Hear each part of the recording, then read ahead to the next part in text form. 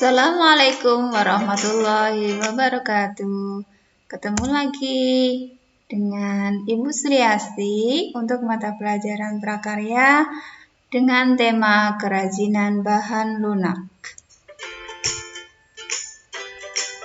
Anak-anak sekalian, topik yang akan kita pelajari adalah pengertian kerajinan bahan lunak, macam-macam bahan lunak, dan membedakan kerajinan dari bahan lunak. Setelah mengikuti kegiatan pembelajaran, peserta didik akan mampu menjelaskan pengertian kerajinan bahan lunak, memahami jenis bahan lunak, dan membandingkan atau membedakan kerajinan bahan lunak. Ayo kita amati gambar di bawah ini. Gambar pertama, kalian perhatikan, ini ada sebuah lilin. Kemudian di gambar kedua, ini ada kerajinan gerabah. Dari kedua gambar di atas, dari bahan apakah kerajinan ini dibuat?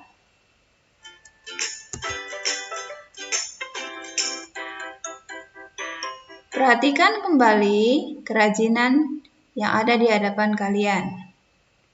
Yang pertama, ada kerajinan berupa gantungan kunci. Yang kedua, kerajinan berupa miniatur dari siput. Ya.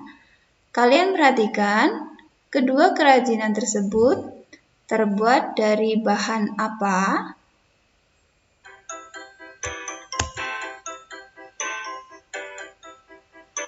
Kita lanjut ke gambar selanjutnya.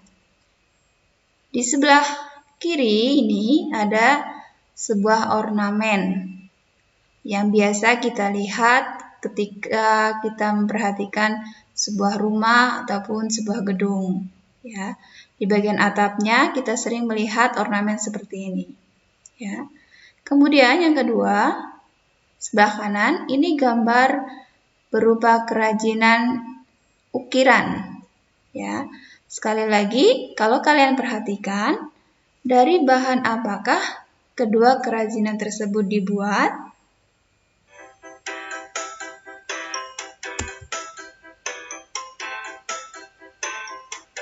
Ya, betul sekali. Kerajinan tadi itu dibuat dari bahan lunak. Apakah kalian tahu apakah yang dimaksud dengan bahan lunak itu? Mari kita simak bersama-sama materi selanjutnya.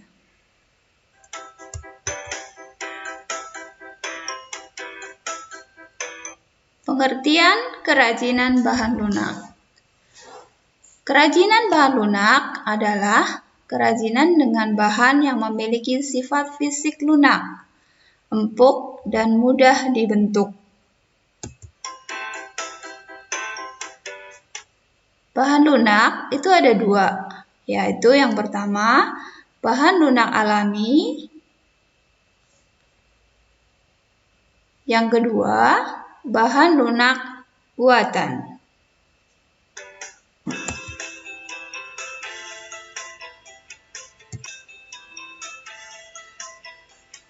Yang dimaksud dengan bahan lunak alami adalah bahan lunak yang langsung diperoleh dari alam.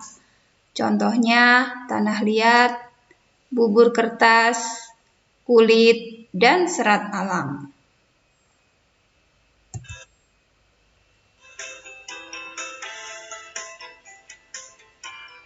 Sedangkan bahan lunak buatan adalah bahan lunak yang diperoleh dari campuran beberapa bahan yang diproses sehingga menjadi lunak. Contohnya lilin, sabun, plastisin, gips, dan fiberglass. Apa sajakah bahan lunak alami itu? Mari kita simak pembelajaran berikutnya.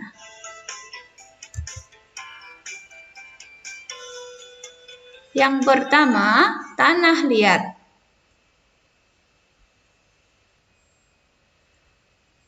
Tanah liat adalah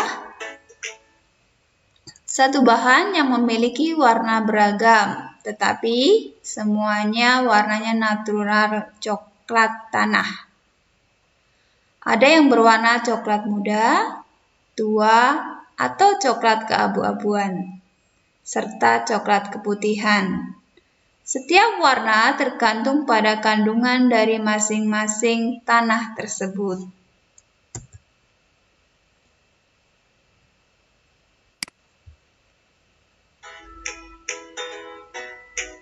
Tanah liat yang mengandung kaolin lebih banyak akan berwarna lebih putih. Sedangkan tanah liat stoneware lebih berwarna kehitam atau keabu-abuan. Dan tanah liat earthenware lebih terlihat coklat kemerahan.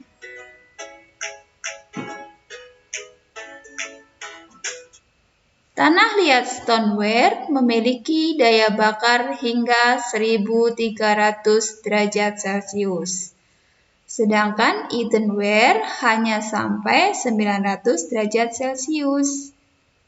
Kemudian, tanah liat juga mudah hancur jika tidak melalui proses pembakaran.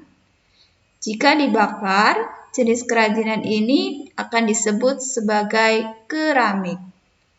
Jadi, kalau kita mempunyai tanah liat, kemudian kita bentuk, dan itu tidak dibakar, itu masih merupakan kerajinan tanah liat. Tetapi ketika sudah mengalami pembakaran, ini disebut sebagai keramik. Campuran tanah liat adalah air. Pewarnaan tanah liat dapat dilakukan dengan glasir atau pembakaran tinggi hingga 1300 derajat Celcius. Dapat pula hanya dibakar biskuit 900 derajat Celcius, kemudian diberi warna cat langsung.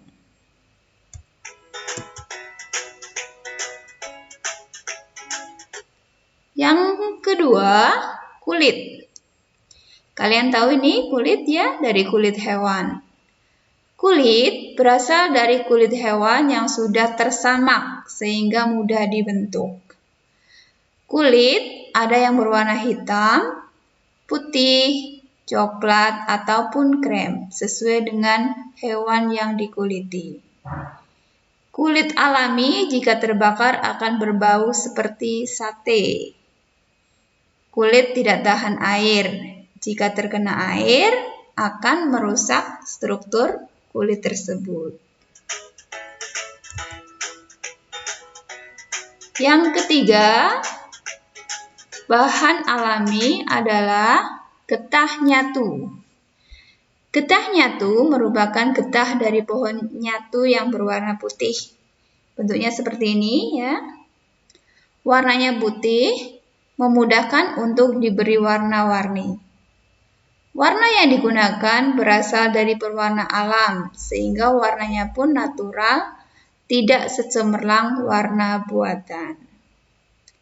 Getah nyatu ini yang berasal dari pohon nyatu, itu biasanya terdapat di daerah Kalimantan. Kemudian, jika ingin membentuk kerajinan dari getah nyatu,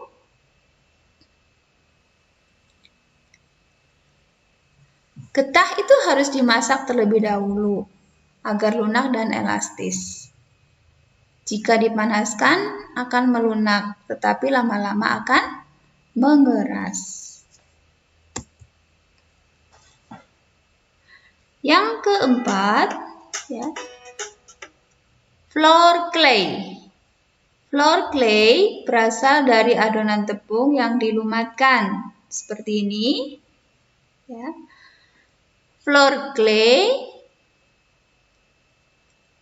dibentuk sampai kalis dan mudah dibentuk. Floor clay juga dicampur dengan air. Kerajinan dari floor clay tidak tahan air karena jika terkena air akan mudah rusak. Pewarnaan floor clay dapat dilakukan dengan pewarna makanan atau sintetis agar muncul warna-warna yang cemerlang. Jadi kalian bisa membuat clay atau tiruan dari tanah liat dari floor. Floor itu adalah tepung. Kemudian bisa divariasi dengan menambahkan warna-warna yang kalian sukai. Ya, itu tadi tentang bahan lunak. Sekarang, apa saja bahan lunak buatan? Ya, kalau tadi kita belajar tentang bahan lunak alami, ada tanah liat, ada kulit, ada floor clay, ada getah nyatu. Sekarang kita akan belajar tentang bahan lunak buatan. Kita simak pembelajarannya. Macam bahan lunak buatan yang pertama, polimer clay dan plastisin. Polimer clay dan plastisin itu memiliki ciri-ciri yang serupa, yaitu memiliki aneka warna yang cerah dan bertekstur padat lunak. Yang membedakan hanya pada polimer clay tidak mengandung minyak, sedangkan plastisin mengandung minyak. Pada saat pengeringan, polimer clay dapat mengering, sedangkan plastisin tetap seperti semula. Ya, ini bentuknya salah satu kerajinan dari polimer clay. Kemudian bahan buatan selanjutnya adalah fiberglass. Fiberglass memiliki struktur cair dan jika mengering, dia akan mengeras. Fiberglass juga dapat dibentuk ketika setengah mengeras. Kerajinan fiberglass dibuat dengan cara dicetak atau dicor. Jadi kita membutuhkan cetakan. Kemudian campuran fiberglass adalah katalis. Katalis inilah yang membuat fiberglass dapat cepat mengeras. Jadi bentuk awalnya fiberglass itu cair. Ketika diberi campuran katalis, dia lama-lama akan mengeras.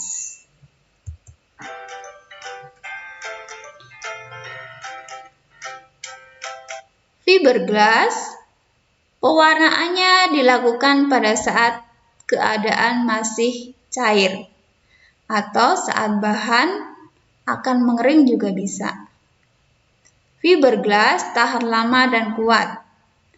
Wujudnya bening sebening kaca atau air, sehingga dapat dibentuk kerajinan yang menyerupai air. Jadi fiberglass ini bening ya, bening seperti kaca, kemudian bisa diberi warna, bisa pada saat cair atau pada saat sudah mengering.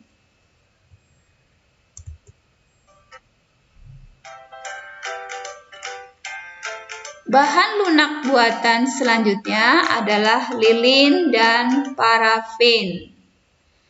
Lilin dan parafin berwujud padat, namun jika dipanaskan akan mencair. Pengolahan kerajinan dengan bahan lilin dan parafin dilakukan dengan cara teknik cor. Pewarnaannya dilakukan pada saat lilin masih mencair.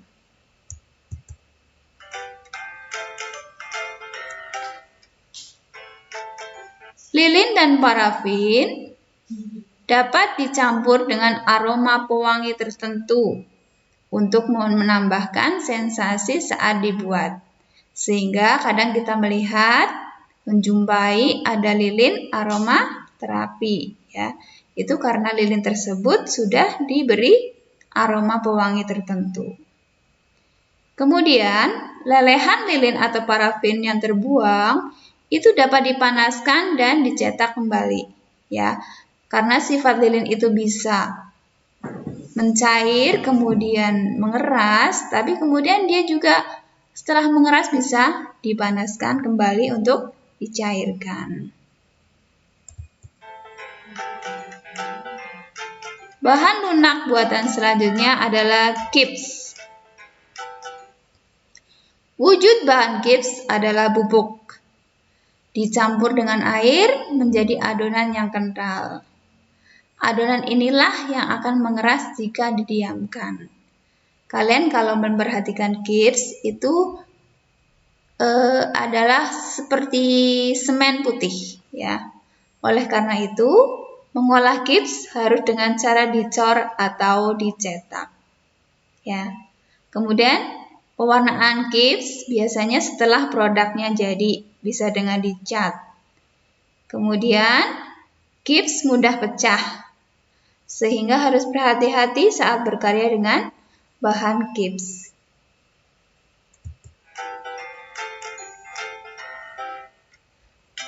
Bahan lunak buatan selanjutnya adalah sabun. Sabun berwujud padat, sehingga dapat langsung diukir saat padat. Sabun dapat juga diparut atau dihaluskan dan dibentuk seperti floor clay. Sabun yang didiamkan lama-kelamaan akan mengeras.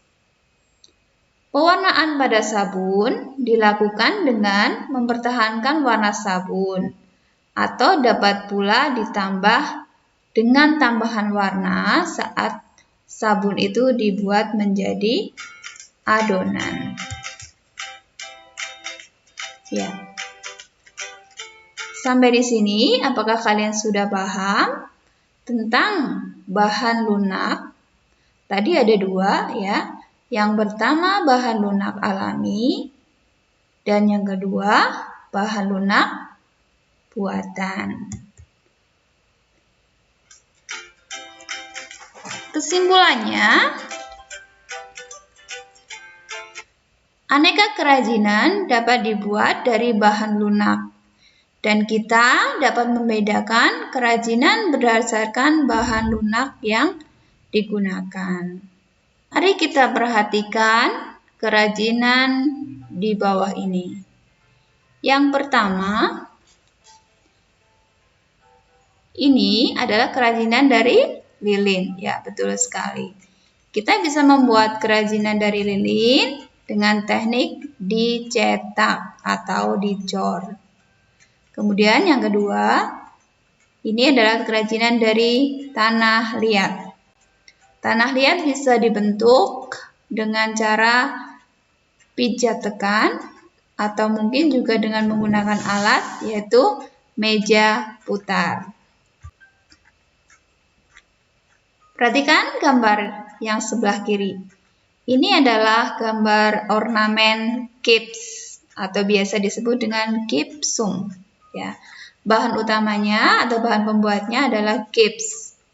Kita bisa membuat kerajinan dari bahan gips dengan teknik dicor atau dicetak. Kemudian yang sebelah kanan, ini kerajinan dari plastisin. Ya. Kita bisa membuat aneka bentuk, miniatur binatang, miniatur buah, ataupun makanan dengan menggunakan bahan plastisin. Kita lanjutkan. Ya.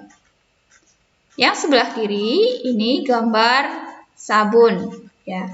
Sabun yang dibentuk menjadi kerajinan dengan cara diukir. Kemudian yang sebelah kanan ini adalah fiberglass. Ya. Fiberglass banyak digunakan untuk membuat patung, membuat gantungan kunci, dan sebagainya.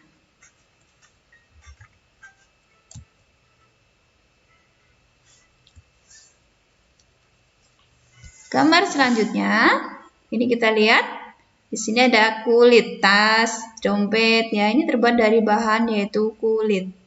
Kulit masuk dalam kategori bahan lunak alam. Ya.